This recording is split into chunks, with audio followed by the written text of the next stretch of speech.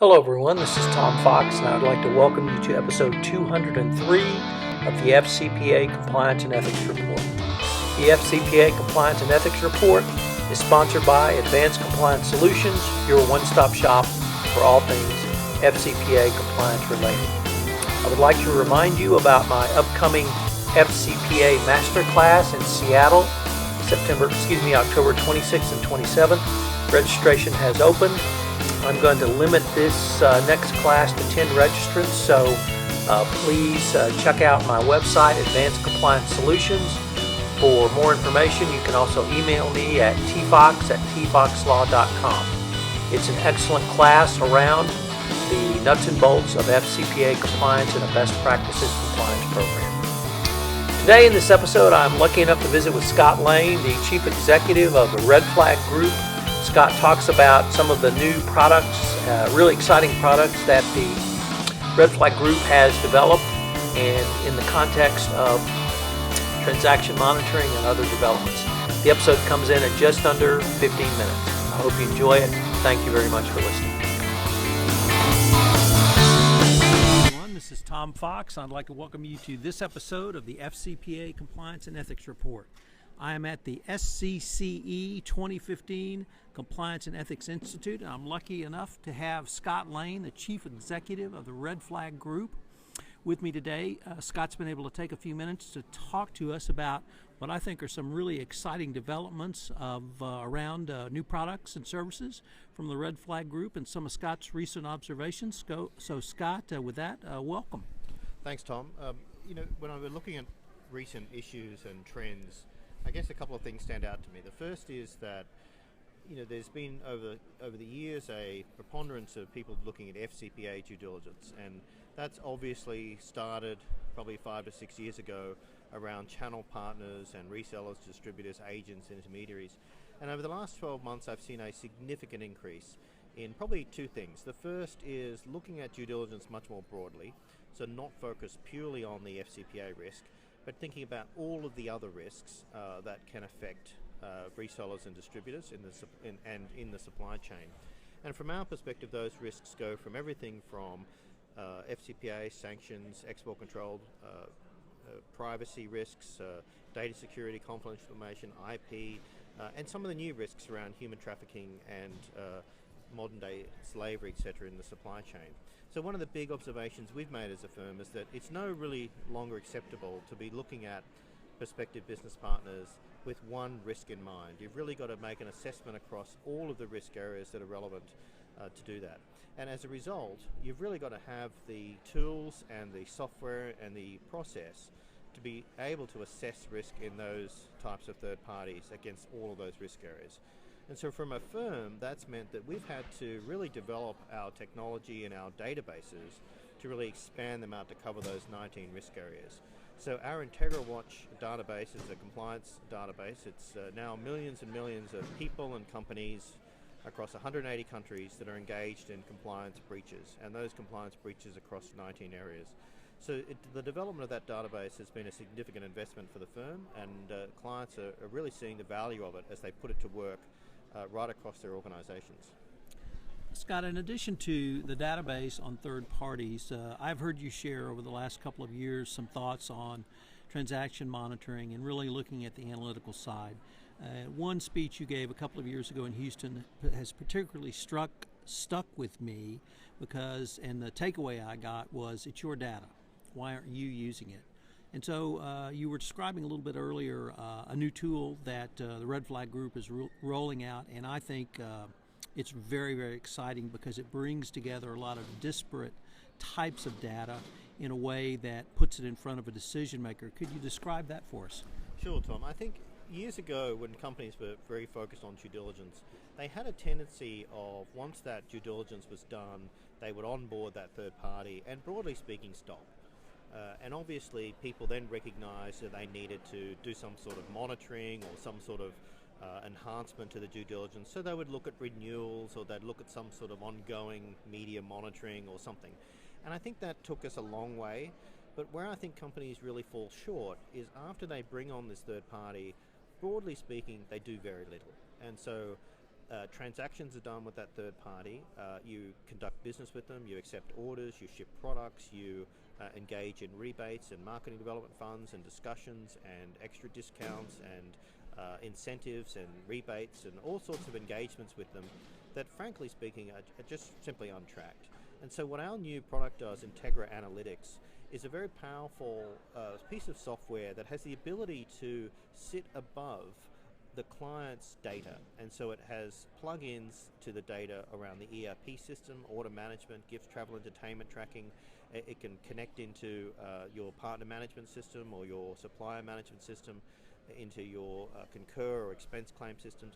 And what it's doing is it's taking all those pieces of data, and with a very complex algorithm which we define for each client, it's searching for potential suspicious transactions.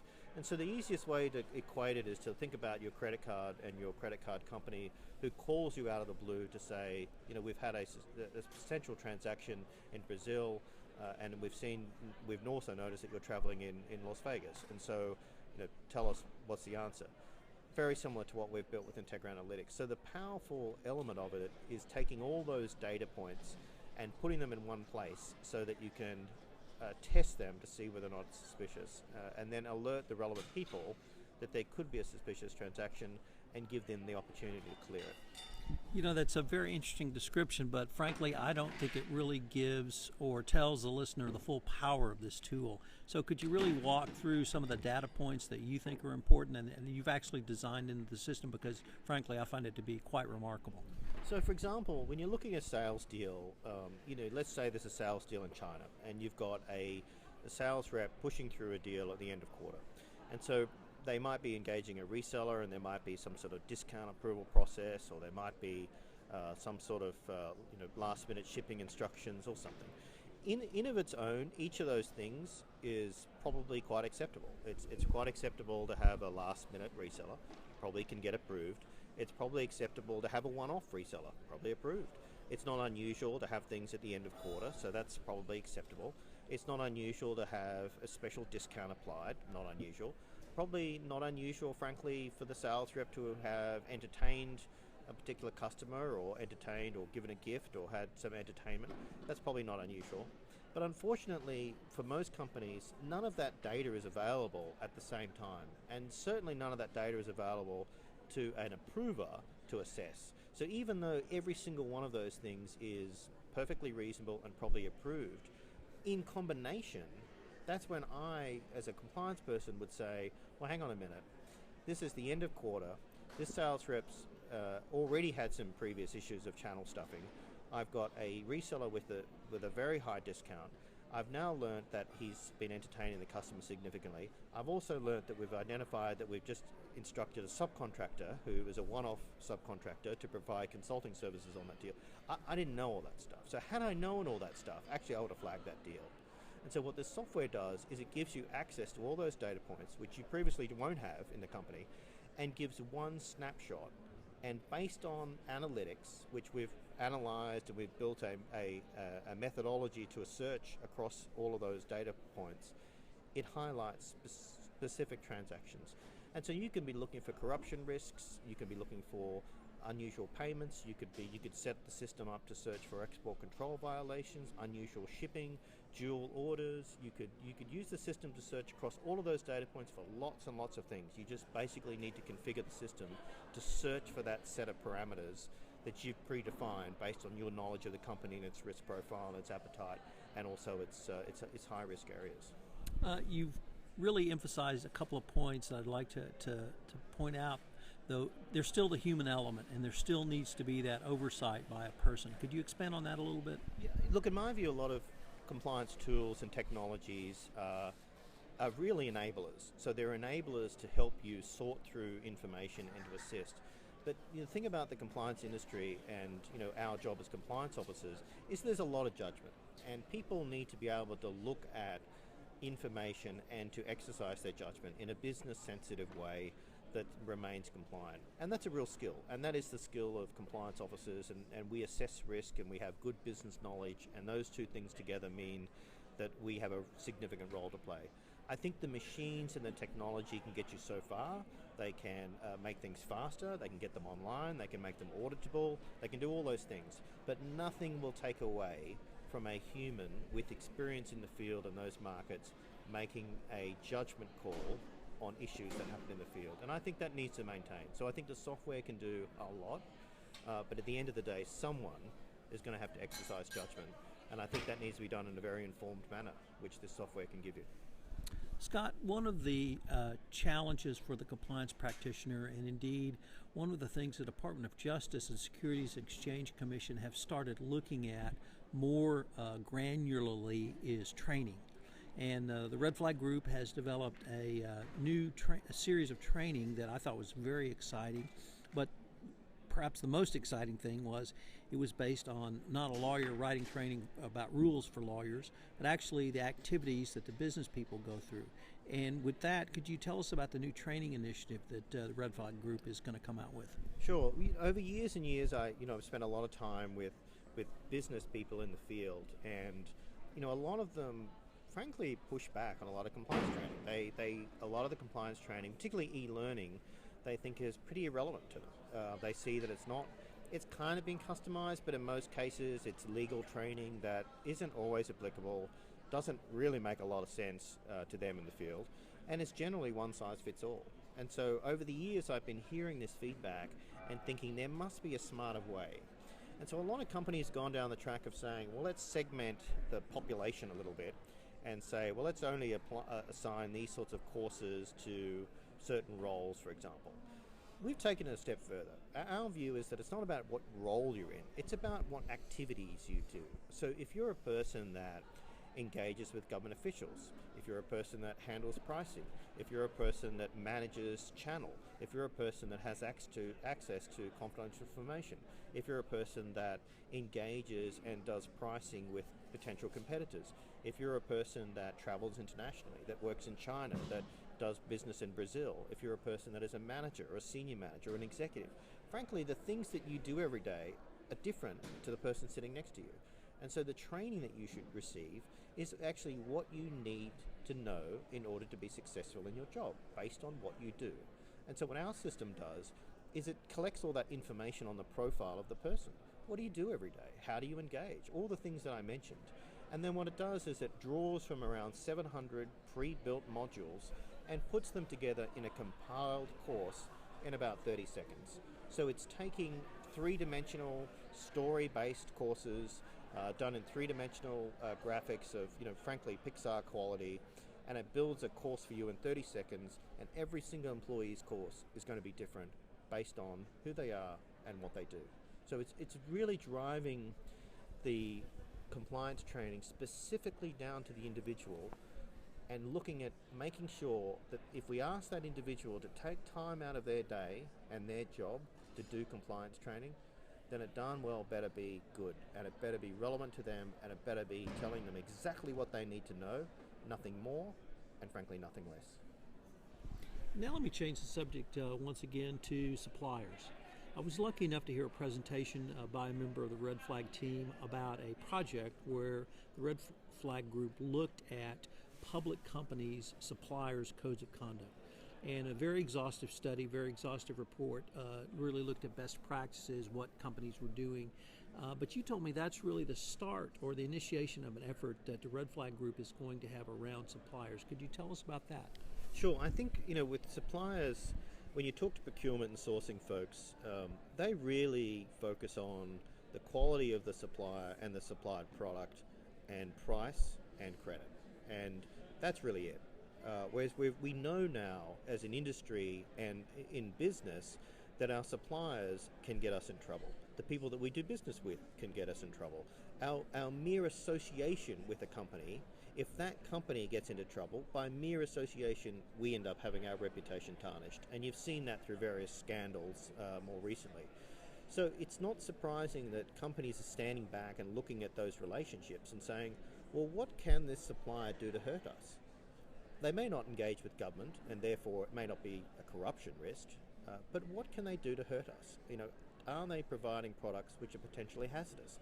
Do they have systems in place to protect for hazardous equipment? Do they have an environmental standard? Do they have diversity in their supply chain? Do they have employee relations, solid employee relations? Are they involved in trafficking or child labour? Are they involved in collusive practices? Are they involved in complex dealings with government officials? So there's a whole raft of issues and risks that a supplier could engage in, which could come back and hurt you as a company in varying degrees. And so my push with clients is to stand back and look at that supply base and say, well, what is our supply base and what are those risks and which are the ones that could hurt us and which are the ones that we need to then actively manage. And I'm seeing that there's a massive shift from a very narrow focus of procurement people really looking at costs and credit and ability to supply, and thinking about all of the other risk areas. And so that means procurement is in there working with compliance for the first time, working in there with the corporate social responsibility team for the first time, and working with the legal team, all to think about the risks and how to manage those risks. So it's a very big change in how procurement teams and how compliance teams work together, which has really been absent for, frankly, many years. You know, Scott, if there's one theme I've discerned from our visiting today, it is that you are talking about risk in a much broader way than simply anti-corruption compliance. You've talked about the risk-based tools that the Red Flag Group has, but also it seems to be you're having to educate companies to look at risk in a much broader way and look at it in a much more integrated way. Would you say that's a fair assessment or not? I think it's a very fair assessment, and I think that what I see is that there's a preponderance of new laws around the world that shift obligations to companies to do things, and we saw that in conflict minerals. We're seeing that again in California transparency. We're seeing that very recently in the UK modern day slavery. So what it's doing is it's shifting responsibility to companies to do certain things in their supply chains and then report out.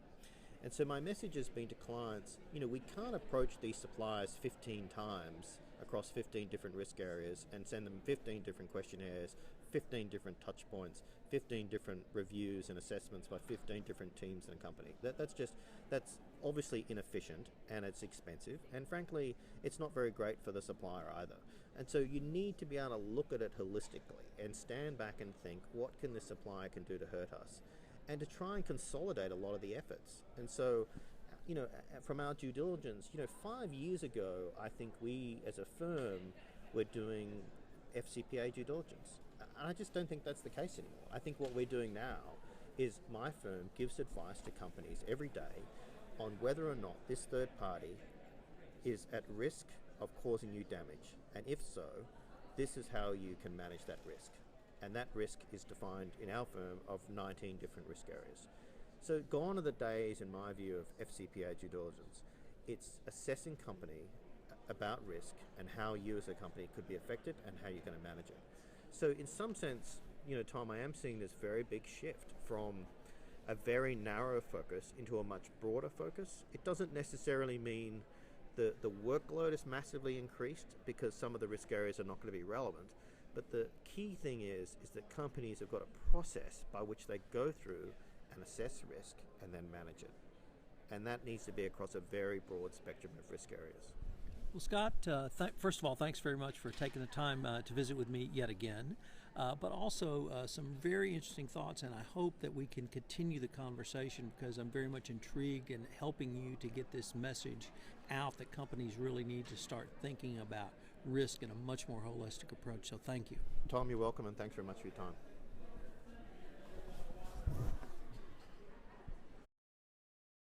Hello, everyone. This is Tom Fox again. I'd like to thank you for listening to this episode of the FCPA Compliance and Ethics Report. Please do not forget my upcoming FCPA Masterclass, which will be held in Seattle on September 26th and 27th. I'm only going to take 10 people, and this will really give you the chance to have a very focused class with best practices shared by the group. It will be an excellent way for you to take a look at your own compliance program and find out what some of the industry's best practices are. For more information, you can contact me at tfox@tfoxlaw.com, or you can take a look at my website, Advanced Compliance Solutions. Thank you very much for listening. I look forward to visiting with you again.